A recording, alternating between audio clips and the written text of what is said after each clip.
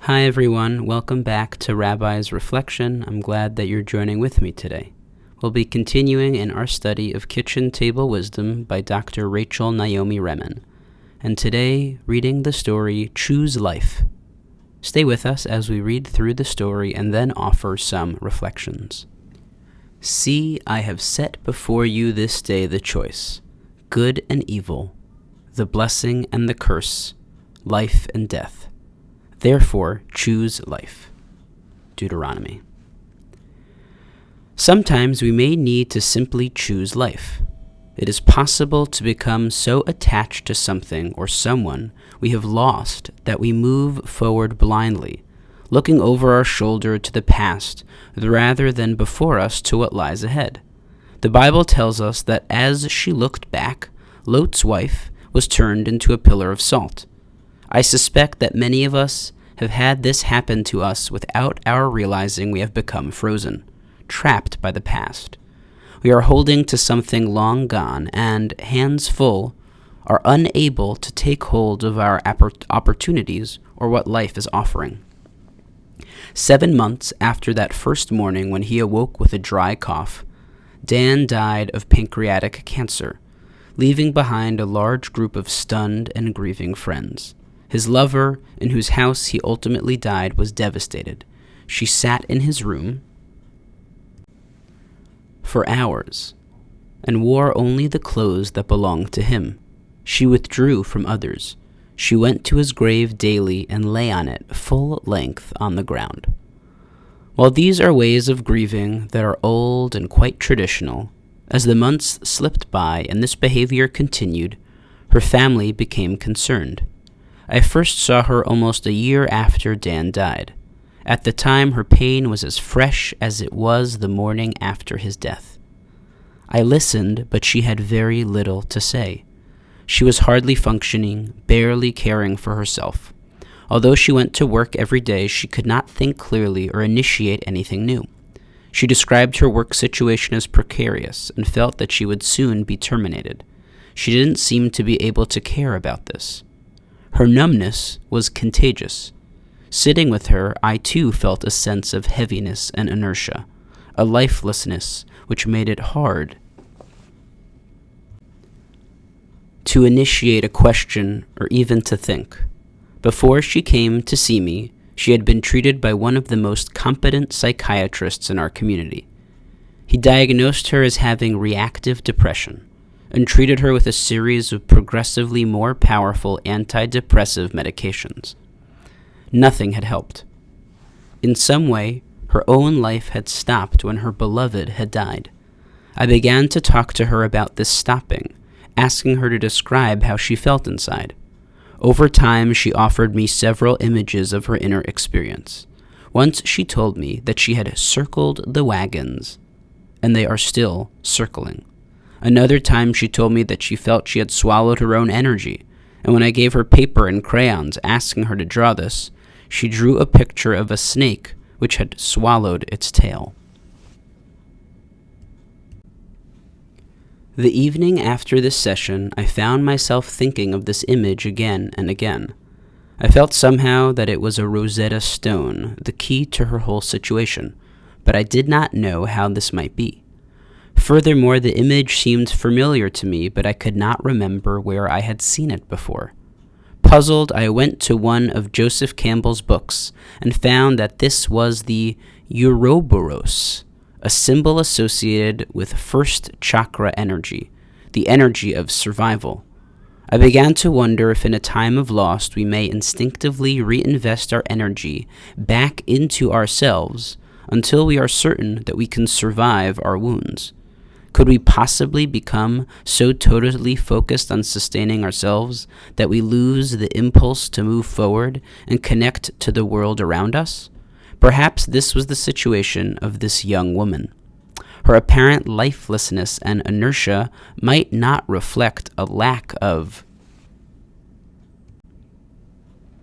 energy, but simply be a sign that all her life force was circling back into herself, out of fear that she might not survive her great loss. If so, no one had been able to break into this closed system and re-engage her with her life, not even her former psychiatrist with all the power of contemporary psychotropic medications. Perhaps such a system could open only from the inside, and she might be able to break out where no one had been able to break in. At her next visit, I began to talk to her about survival. Did she feel that she was able to survive? Meaning to ask her whether or not she was able to survive in a world without Dan, I heard myself say instead, "Are you willing to survive in a world without Dan?" Shaking her head no, for the first time she began to cry. Slowly she began to speak about her loss, the loss of her dream, the loss of her companion, the emptiness that seemed never to ease. She uncovered her unwillingness to live without him and her feelings of shame and weakness about this. How could she be unwilling to live when Dan had wanted to live so much? For the first time she broke through her numbness and began to suffer, and so she could now begin to heal. Over the next several sessions, I listened as she spoke of the pain she had hidden even from herself. Finally, I suggested that it was possible that she had not chosen to stop her life, but that it had just stopped, in the same way that the shock of diving into cold water causes us to automatically hold our breath. She had suffered a great shock. Perhaps the important thing here was to know her power to choose. She could choose to continue to circle the wagons, or she could choose another way. 2 weeks later, she returned, filled with excitement, saying that she had had a dream. In this dream, she was sitting on the ground in the company of a circle of Indians. These were all men, and she described them as the elders. She seemed to know that they had come together to talk to her about stopping her life, to have a council, a sort of fact-finding session. Without speaking, they asked her to tell them the story of Dan's death, not in words but in pictures in her mind which they would be able to see. She then began to tell them the story in pictures, and they accompanied her as she relived the inner experience of the death of her beloved. The elders paid a great deal more attention to the pictures and the experience, moment to moment, than she had been able to do alone. In their company, she was able to find the very moment when she stopped her life. It was the moment when the men from the undertakers had carried the body of her beloved past her and out of her house. The group of Indians had sat in silence, contemplating this moment together. In this silence, she realized that the undertakers were taking him away from her, and that she had stopped life at this moment to prevent them from taking him away. The group contemplated this new truth with patience and care. She could feel the compassion for her loss surrounding her, see it in every face. And then she knew that with the terrible strength with which she had stopped life to prevent losing Dan, she could choose to let him go, that she was strong enough to live life, that it was time to give him back.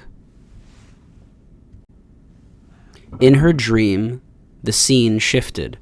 She was walking toward the edge of a high place with Dan's lifeless body in her arms, which seemed to have no weight at all. She somehow knew that she had carried it a long way. When she reached the edge, she lifted him up to let him go. He seemed to become a great bird, and as he flew up, she could feel a rush of freedom, like a wind, go past her. Freedom may not may come not from being in control of life, but rather from a willingness to move with the events of life, to hold on to our memories, but let go of the past, to choose when necessary the inevitable. We can become free at any time. For anyone who's experienced a loss in their life, this story probably resonates. The feeling that things just stay still, that you're not able to move forward after a loss that means so much to you. Dr. Remen, in her usual beautiful and gentle way, is able to really kind of unpack what someone might be feeling. She helps us explore the life of this wife who tragically lost her husband at too young of an age, and too unexpectedly and too quickly. She teaches us that sometimes when we experience this tragic loss, we are stuck in the past. We feel frozen or trapped in the past, and we're not able to move forward or to look forward. She titles the story Choose Life, with the sense that we have to choose the life that is in front of us, however hard that might be. I think there's a really beautiful insight that she sees and takes and tries to understand with her patient, this woman, that while to the outside, to her friends and family, it seems like she had stopped living. She had given up kind of all of her energy after her husband died. What she realizes through the image that she provides to Dr. Remen, the image of the snake that swallows itself, is that she's actually investing tremendous amounts of energy in surviving, in trying to freeze life right before her loved one dies. And she is kind of investing all of that energy into herself, which means that she loses this connection to what's in front of her or to the outside world, to an ability to move forward. And I think that it's just so wise, because I think sometimes when either we experience loss or we see others and try to engage with others that experience loss, and we see them as stuck, that they're stuck in their ways, they are unable to move forward, right? Get over it already. What I think we don't see is that person's actually investing a tremendous amount of energy to hold on to the life that they wanted, the life that they had. And if we were able to be with them, to be present with them, to allow them to experience and to express that loss, that's what's going to help kind of help them move forward, to release those the bonds, the chains that are holding them back. Dr. Remen asks a very poignant and important question to this woman. She says, "Are you willing to survive in a world without your husband?" And at first she says no. But by being able to ask that question, to pose that question, to feel that loss, to encounter it, to come to kind of wrestle with it, that's what's going to break someone from their numbness, allow them to feel that suffering, and then eventually at some point allow them to feel healing. So much of our lives, we want to be in control, because not being in control sounds terrible. But when we experience a tragedy and a loss, we realize that life is fragile, that we don't have control, and that in order to live a more healthy and full and whole life, we need to be able to move with those events, not to allow them to keep us set in the past, but to be able to move forward and to choose life. All right, I hope everyone has a wonderful day and a great week ahead.